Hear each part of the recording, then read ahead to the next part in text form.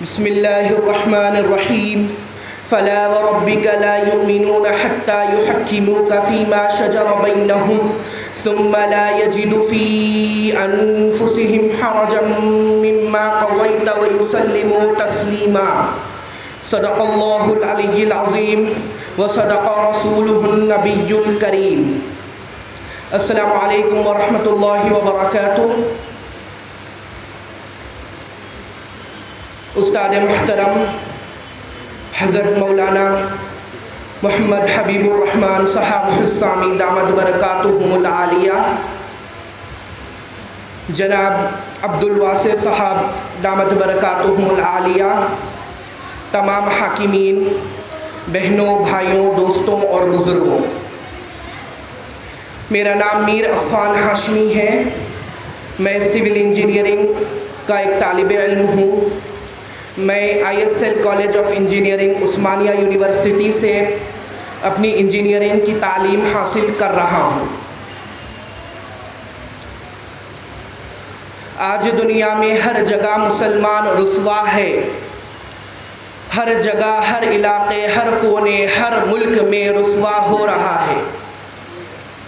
کہیں چاقو خنجر سے اسے زخمی کیا جا رہا ہے، کہیں گولی بارود سے اس کا قتل کیا جا رہا ہے، کہیں داڑھی کے نام پر اس کو شرمندہ کیا جا رہا ہے، کہیں برقعے کے نام پر ہماری بہنوں کی آبرو اچھالی جا رہی ہے، کہیں نئے نئے قانون بنا کر مسلمان کو اپاہج بنایا جا رہا ہے، کہیں مفلسی کے نام پر اسے معذور کیا جا رہا ہے۔ اس کی کیا وجہ ہے؟ میرے بھائیوں اور بہنوں، یہ ایک ایسی قوم تھی جو دنیا کی امتیازی قوت مانی جاتی تھی، یعنی سپر پاور مانی جاتی تھی۔ کیا وجہ ہے جو آج یہ قوم جو امتیازی قوت والی قوم تھی سب سے مظلوم قوم بن کر رہ گئی ہے؟ علماء اکرام اس کی ایک ہی وجہ بتاتے ہیں، وہ ہے اطاعت رسول سے دوری، محمد صلی اللہ علیہ وسلم کی اتباع سے دوری، احادیث کی بے حرمتی اور سنتوں کی بے ادبی۔ میرے بھائیوں اور بہنوں، کیسے اتباع ہوگی، کیسے اطاعت ہوگی، کیسے رسول اللہ صلی اللہ علیہ وسلم کی فرما برداری ہوگی جب دل محمد کی محبت سے خالی ہو، جب اللہ کے رسول کی محبت ہمارے دلوں میں نہ ہو۔ یاد رکھیے، محبت سے اطاعت کرنا آسان ہوتا ہے، قربانیاں اسلام اور دین کے لیے دینا آسان ہوتا ہے۔ کیا بات تھی جو بلال حبشی رضی اللہ تعالی عنہ اپنی پیٹھ چھلوا دیتے، اپنے سینوں پر اینٹ رکھ دیتے لیکن دین سے نہ ہٹتے؟ کیا بات ہے سمیہ رضی اللہ تعالی عنہ ابو جہل کے ظلم و ستم سہتی لیکن ٹس سے مس نہیں ہوتی؟ کیا وجہ ہے جو حنظلہ اپنی نئی نویلی دلہن کو چھوڑ کر احد میں جاتے ہیں اور شہید ہو جاتے ہیں؟ یہ وجہ ہے محمد صلی اللہ علیہ وسلم سے محبت، جو ان کی قربانیوں کو مضبوط بناتی تھی، جو ان کی قربانیوں کو آسان بناتی تھی، اور محمد صلی اللہ علیہ وسلم کی اتباع اور اطاعت آسان بناتی تھی۔ ہم کیا ایسی محبت جانیں گے؟ ہمارے مرد آج غافل بیٹھے ہیں، ہمارے بچے آج بے پرواہ بیٹھے ہیں، ہماری بہنیں آج گمراہ بیٹھی ہیں۔ وہ بھی ایک عورت تھی، وہ بھی ایک بہن تھی، وہ بھی ایک بیٹی تھی، وہ بھی ایک بیوی تھی، جو ایک انصاری صحابیہ تھی جس نے اپنے بھائی کو، اپنے شوہر کو اور اپنے والد کو احد میں کھو دیا۔ لیکن جب یہ افواہ اڑ گئی کہ محمد صلی اللہ علیہ وسلم شہید کر دیے گئے، اب محمد صلی اللہ علیہ وسلم یہ دنیا میں نہیں رہے، تو وہ تلملا گئی، بے چین ہو گئی اور خود محمد صلی اللہ علیہ وسلم کو دیکھنے کے لیے اپنی سواری پر چل پڑی۔ راستے میں کوئی ملتا، کہتا کہ تیرا باپ مار دیا گیا، کوئی ملتا کہتا کہ تو بیوہ کر دی گئی، کہتا کہ تیرے بھائی کو بھی شہادت کا گھونٹ پلا دیا گیا۔ سبھی سے ایک سوال کرتی کہ اللہ کے رسول زندہ کیا آمینہ کے لال زندہ ہیں؟ کیا عبد المطلب کے پوتے زندہ ہیں؟ اور جب محمد صلی اللہ علیہ وسلم کو زندہ پاتی، ان کے در پر جا کے ایک بات کہتی، کل مصیبت بعدک جلل، ہر مصیبت آپ کے سامنے چھوٹی ہے۔ میرے شوہر کا جانا، میرے باپ کا جانا، میرے بھائی کا جانا بہت چھوٹا ہے، آپ کے رہنے سے مجھے بہت بہت سکون حاصل ہوتا ہے۔ یہ محبت ہوتی ہے جو آج ہماری امت کے بہنوں اور بھائیوں کو لانے کی اپنے دل میں ضرورت ہے۔ خطبے میں قرآن مجید کی ایک آیت تلاوت کرنے کی سعادت حاصل ہوئی۔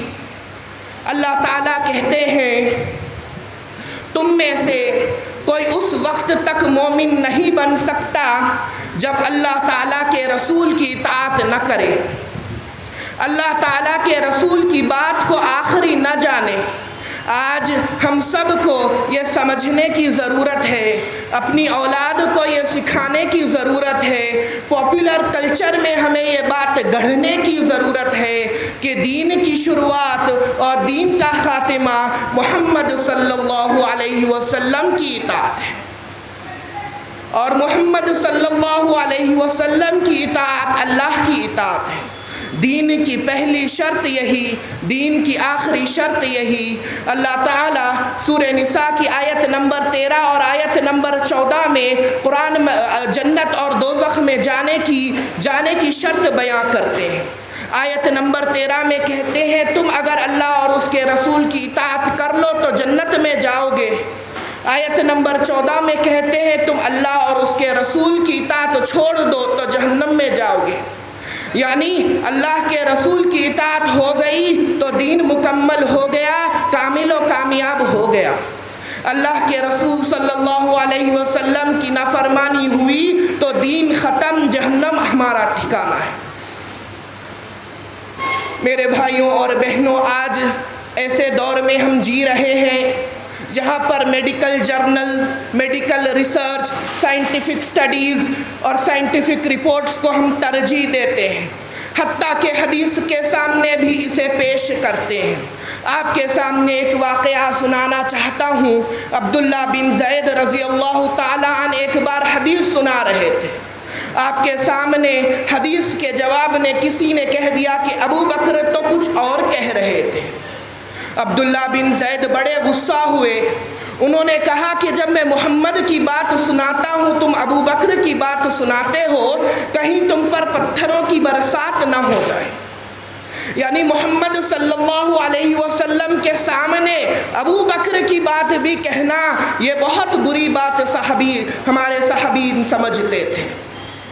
ابو بکر کون ہے جسے اللہ کے رسول صلی اللہ علیہ وسلم نے خلیفہ بنا دیا، جس کو قرآن نے ثانی اثنین کہہ دیا، جس نے اپنے پیروں میں خوشی خوشی زہر اسی لیے لے لیا کہ اللہ کے رسول کی نیند بیدار نہ ہو جائے، لیکن اس ابو بکر کی بھی بات کی کوئی حیثیت محمد کی بات کے سامنے نہیں ہے۔ ہم سب کو بہت زیادہ آج ڈرنا چاہیے۔ اللہ تعالی ہم سب کی حفاظت کرے، حدیث کو سننے، سمجھنے، یاد کرنے اور بیان کرنے کی توفیق ہمیں عطا فرمائے۔ اللہ تعالی ہمارے دلوں میں محبت رسول عطا کر دے، اور ایسی محبت عطا کر دے جو اتباع کرنے کی توفیق ہمیں دے۔ محبت تو ابو طالب نے بھی کی تھی، لیکن وہ محبت اسے کچھ کام نہیں آئی۔ اللہ سے دعا ہے ایسی محبت ہمارے اولادوں میں اور ہم میں پیدا کر دے کہ وہ محبت کے چلتے ہمارے دلوں میں محمد صلی اللہ علیہ وسلم کی اطاعت اور اتباع کرنا آسان ہو جائے، دین کے لیے قربانیاں دینا آسان ہو جائے۔ میں اپنی بات کو ختم کرتا ہوں۔ آخر دعوانا الحمدللہ رب العالمین۔